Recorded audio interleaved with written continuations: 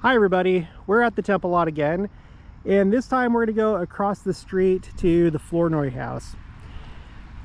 So I think I've said this before on this channel, but it's always a shame when people come to visit. They typically go over to the Independence Visitor Center, and then sometimes people will come up and visit the temple lot, and usually that's it. In fact, there was one time recently that I saw a family come over here after visiting the Independence Visitor Center. They just went to the corner where you have that corner sign for the temple lot. They took a picture in front of it, and then that was it. They didn't go up to the temple lot. They just turned around and went back to the visitor center parking lot. And there's more to see up here. You might think, oh well, this other stuff, this is like, you have the Community of Christ stone chapel, so you know, we don't really care about that. Some people do. You have the United Nations Peace Plaza over there. You know, as members of the church, we don't necessarily care about that. So when it comes to church-specific sites, you might think, oh, well, that's pretty much it. The Independence Visitor Center and the temple lot. But no, there is one other site, and it's just right over here. And it's this red brick house. This is the Flournoy house. And you also have, on top of what we're about to see today, I've talked about how you have the Missouri Mormon walking trail, which is this set of 14 sidewalk markers. And the first marker is over there at the temple lot, but this is marker number 2, Flournoy home. Jones H. Flournoy lived here in 1831 when he sold the temple lot to the Mormons. The home was relocated to this site in 1989. Missouri Mormon Foundation, or sorry, Missouri Mormon Frontier Foundation. And then in the last video that I made, we went to marker number 3, which is over there at a bus stop right next to the Community of Christ temple. But we're looking at marker number 2 today, and in this case we have the actual Flournoy home, and it's part of this area right here owned by Community of Christ called Heritage Plaza. I've already done a video here, but it was back at the very beginning of my channel before I started doing commentary.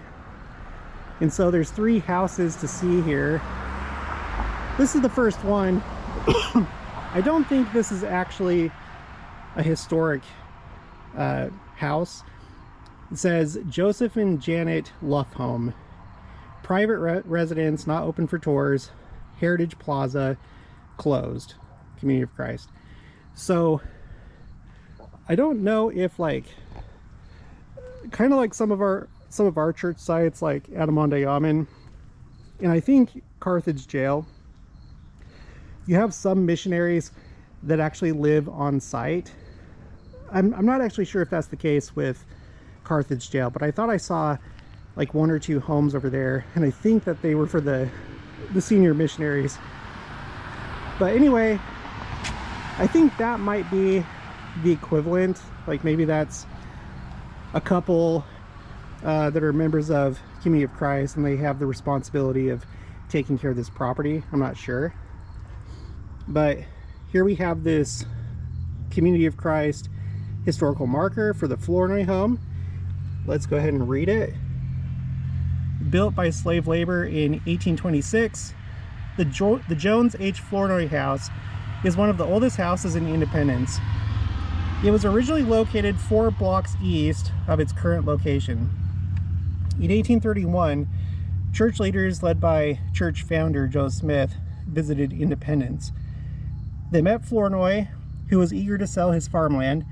Smith determined that this area would serve as headquarters and a gathering place for members.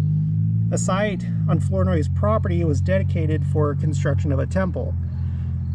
Tradition holds that it was in this house that Bishop Partridge in Flournoy reached an agreement for the sale of the 63.33 acres of land that became known as the Temple Lot property. Cultural differences between church members and their neighbors resulted in growing tension. In 1833, the church members were driven out of Jackson County. This building was then used as a school during part of the 1830s, making it one of the oldest surviving school buildings in the state. In 1862, the home ended up in the middle of a Civil War battle. Confederate troops mounted an attack on August 11th, and Union soldiers took refuge behind the house and in the basement. A few bullet holes can still be detected in the soft clay bricks. The home was moved to its present location in 1989, Community of Christ. Okay, so this is not the original location. The original location is that way, and there's actually one of these sidewalk markers that shows you where the original location was. So we'll go check that out in another video. I don't know if you can take tours of the Flournoy house. That sign over there said tours not available, but I think that was in reference to that house because it's like a private residence. I don't know about the Flournoy house. If I find that out, I'll let you know. But yeah, I think that this is one of the bullet holes that the sign was talking about. And I think there's a few others, possibly right here. Then I think I see another one right here. Looks like this one might be one. And, oh, I don't know. Possibly, I'm not sure if that's one. It could be. It's kind of hard to tell. Because some of these are just like cracks, I think. Just like spaces between the bricks. Or I don't know, maybe these are due to bullets, these bigger ones. I have no idea. I feel pretty confident that this is one right here, just because of how deep it goes. Could be another one right there. I'm not sure. But yeah, like I've said in other videos, Independence has a lot of history. A lot of history. We've talked about the 3 trails, the Santa Fe Trail, California Trail, and Oregon Trail. They all started here. You had the Civil War that took place here. At least, I don't know how many battles, but at least one battle. And then, of course, you have church history here with our church, where Joseph Smith designated that lot over there to be the spot for the temple of the New Jerusalem. It's just, oh yeah, and then let's not forget about Harry S. Truman. Okay, now we have another house here, and I like the way that this looks. It's cute. It's quaint. And you have another marker. F.M. Smith Study. Built by the Stallcup family in the early 1830s, this structure was initially located about 5 miles east of its present location. Frederick Madison Smith acquired the property in 1937. Born in 1872 in Plano, Illinois, he was the grandson of church founder Joseph Smith. In 1902, Smith became a counselor in the first presidency of the church, and he succeeded his father as president in 1915. So I'm going to say that if he's the grandson, then he must have been the son of Joseph Smith III. Okay, Smith's faith and ministry were dominated by his desire to build Zion, a model community that would be the social expression of Christ. He struggled to balance his decisive leadership with the democratic consent of the church members, and his clear vision for the church often conflicted with other church leaders' opinions. Despite the setbacks resulting from 2 world wars and the Great Depression, he continued to call church members onward to Zion, quote unquote, until his death in 1946. The legacy of Frederick M. Smith for the Community of Christ and the Independence area can be seen in the construction of the auditorium, expansion of Graceland University, and creation of Independence Regional Health Center. So yeah, that is pretty incredible. And here's a picture of him. So under his presidency, you got the auditorium there, which is obviously a major landmark here in Independence. It's a sizable building. It's not as big as the conference center in downtown Salt Lake, but it is really large. And I'd say it's probably even more impressive when you're here in person. But auditorium, I still am not too familiar with Graceland University. I know that they have at least one campus, or maybe there's several campuses here in the Kansas City area. I think one of them's here in Independence. I'm not sure about that though.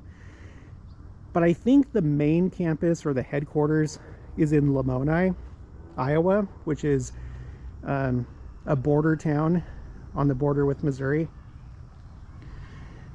I'm gonna have to try and find out more about that. But anyway, so this was his house, and I'm pretty sure that I've seen his gravesite up at Mound Grove Cemetery here in Independence. You have several of their prophet presidents that have been buried here.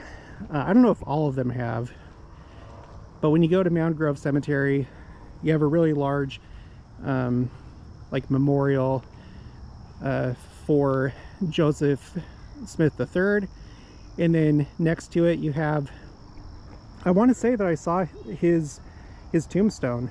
And then there was another one, I can't remember his full name, but Israel Smith is there as well. And then you come over here, so you have this sidewalk, and the sidewalk ends right there, and this sidewalk connects with Heritage Plaza. So I can only assume that this is supposed to be the parking lot for Heritage Plaza. And I just think it's kind of interesting because I hardly ever see anybody come over here. Sometimes you might see like one person walking their dog, and they maybe checking out the sign, or maybe once in a blue moon you see somebody that clearly came from over by the Independence Visitor Center, and they've made it all the way here, and they checked it out. But like, I don't think I've ever seen any cars parked here. And I'm not trying to like make fun or anything, but you have, let's see, 1 2 3 4 5 6 7 8 9 10 11 12 13 14 15 16 17 18 19 parking spots. I don't know. I would love to see the day that anybody parks here. I'm sure people have in the past. I'd be willing to bet that maybe during the fireworks on the 5th of July, the fireworks that the church hosts from the Independence Visitor Center, there's just tons of people over here. I have a video of it if you want to go back and find it. I have a video of the 5th of July. I wouldn't be surprised if some people park over here, or maybe even watch the fireworks from right here, because there were people in every parking lot around here, at the Community of Christ Temple, the auditorium, and then of course the Stake Center and the Independence Visitor Center parking lot. But it's just kind of interesting.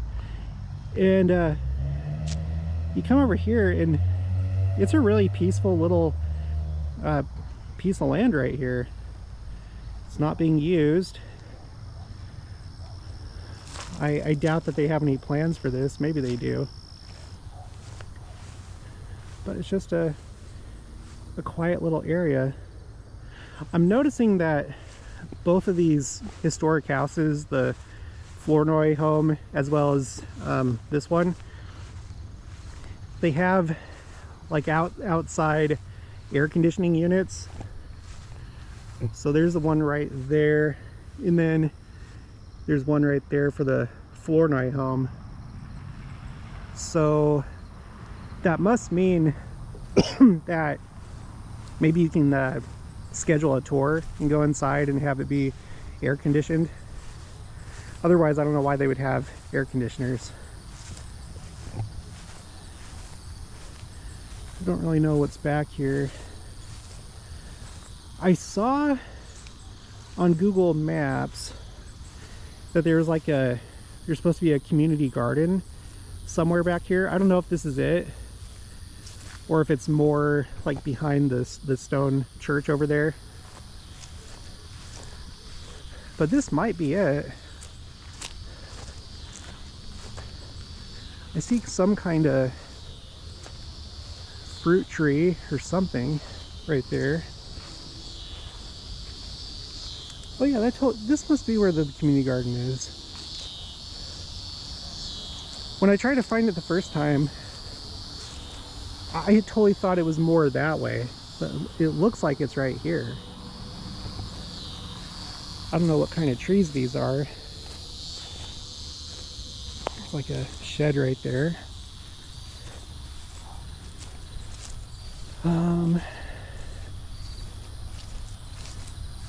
Kind of looks a little bit overrun by weeds, but what do I know? I do see some, I do see something red. I don't know if those are, they're probably not raspberries. They look like little tomatoes. I'm not like a big gardening person or a tomato person, but isn't there such a thing as cherry tomatoes? Is that what those are? I don't know if you can see on your screen. By the way, make sure to watch this on 4K. That's the highest resolution. You see a hose, and then there's like a picnic table over there. Come around this way. Looks like we got like a compost pile. And I think those sunflowers, I think those are intentional, because this is similar to when we were in Lamoni, Iowa at Liberty Hall. And behind that house, they had sunflowers like this. And it looks like, I mean, you have sunflowers like this that grow all over the place here in Missouri and Kansas and stuff. But it seems like these ones are intentional. Kind of like the Liberty Hall property.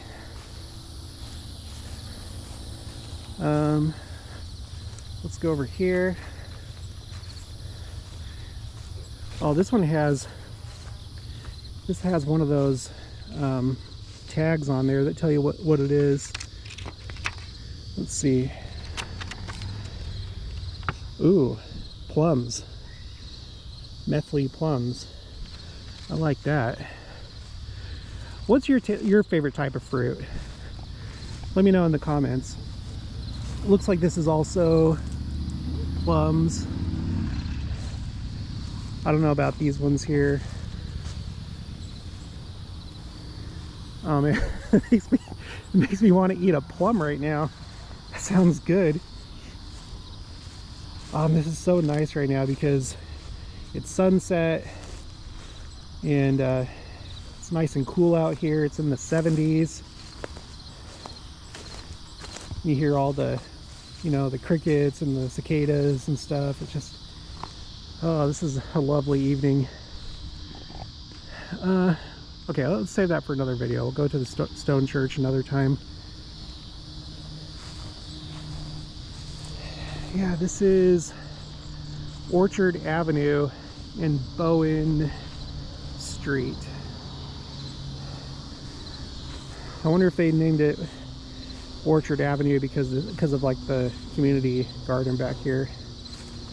Let's see, Grow With Us, Stone, let's see, Stone Community Garden.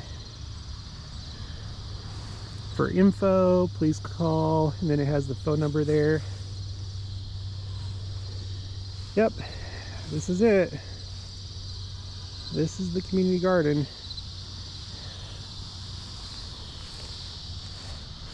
We got a little kind of broken up sidewalk.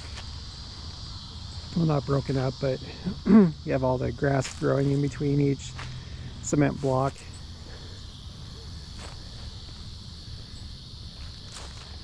I like it back here. I like this. And then just across the street here, here's another empty lot. It kind of makes me wonder, because there's actually a lot of empty lots around this area, including, you know, starting with the temple lot, of course, but these other pieces of land, I can only assume that maybe they're owned by, you know, the various churches that are around here.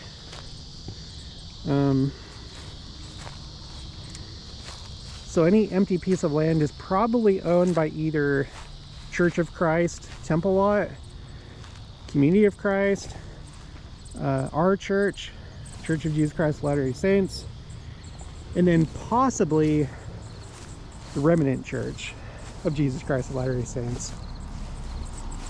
I don't know what this is. Is there like a flagpole or something here at one point?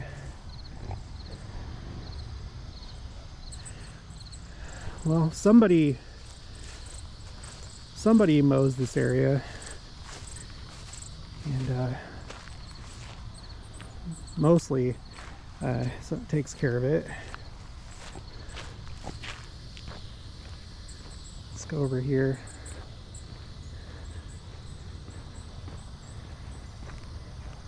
There's probably not much else to see. Here's another mysterious empty lot.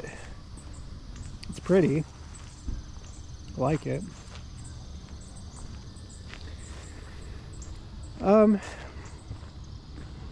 So yeah, that's my best guess with these empty lots, is that they're owned by the various churches, but I could be wrong about that. I'd be interested to dive into the history of the RLDS Church and see how their theology developed over time. You know, before they started going off in the way that they're currently going as Community of Christ, at some point they still held on to those literal beliefs that this would be the New Jerusalem, that a temple would be built on the temple lot. At least that's the way it seems to me, from what I can tell. And whenever they purchased all this land over here, I wonder like what they pictured exactly was going to happen. Like, did they picture, you know, at some point we, the RLDS, will purchase the temple lot, and then we'll build up this area.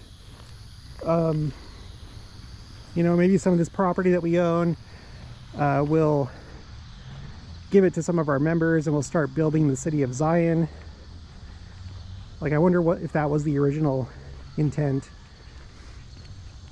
But now that they don't really seem to care about that anymore, I wonder if they're gonna end up selling all this stuff. They've already sold off some pretty important properties, including the Kirtland Temple, of course, and the Joseph Smith properties in Nauvoo, and other things too. I can't remember everything that they've sold. I remember that they sold like one of the portraits of Joseph Smith, and gosh, I can't remember what else. Manuscripts of, I don't know. But the point is, I think that the day may come that they sell some of these other properties. Maybe the auditorium, maybe their temple property, maybe some of these empty lots. I don't know how interested our church would be in the empty lots, but maybe, because pretty much everywhere that we're walking right now is supposed to be temple land. If you're not aware, and you can look this up on the Joseph Smith papers, just look up, do a search for City of Zion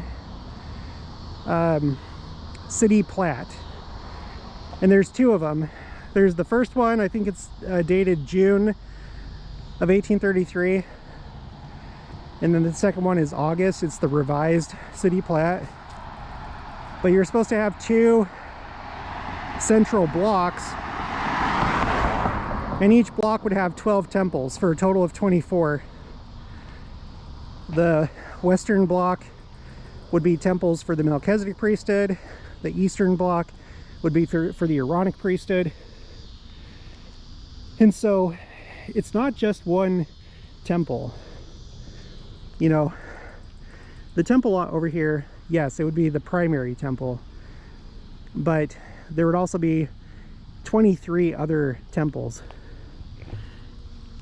And so you can see that there'd be a lot more of this land that would be needed. And the Independence Visitor Center was actually built to be one of those temples.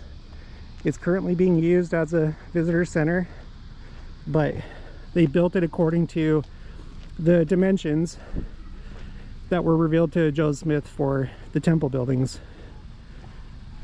So that's why I'm interested in just all the land that's around here, including the UN Peace Plaza.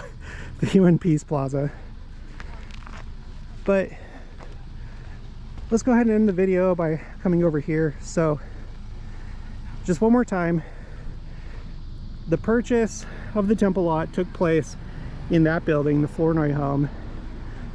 The Flournoy home used to be located several blocks that way, and like I said in another video, we'll go to that marker that's part of the Missouri Mormon walking trail.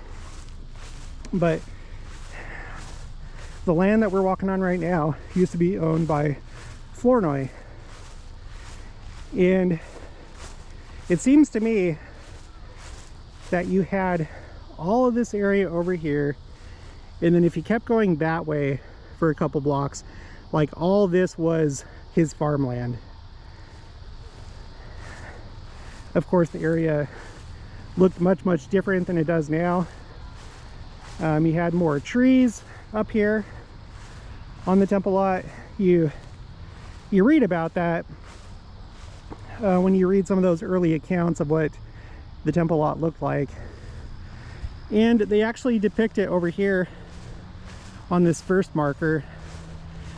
Maybe this is where we'll end the video, is this first marker. This may be the only artwork that we have that depicts Joseph Smith at the temple lot. What's really interesting is that the day that I made that first video showing this plaque, that same day, the man that owns the mold, or that owned the mold to make this plaque, he turned it into the church. Just look it up. Look up Missouri artifacts, and you should get a recent news story on like church news talking about it. But here you have Joseph Smith with I think it's 7 others. Let's see, 1, 2, 3, 4, 5, 6, 7. Well, I'm looking for men, because it was him and 7 other men. So you have this woman right here. I don't know if that's Emma Smith. There's a child, but you have Joseph Smith, and then 1, 2, 3, 4, 5, 6, 7 other men that were here to dedicate the temple lot. It was actually dedicated by Sidney Rigdon, but Joseph Smith was there, and it was Joseph Smith that laid the northeast stone in place. But anyway, such an interesting area. I hope you enjoyed this video. I'll talk to you guys later.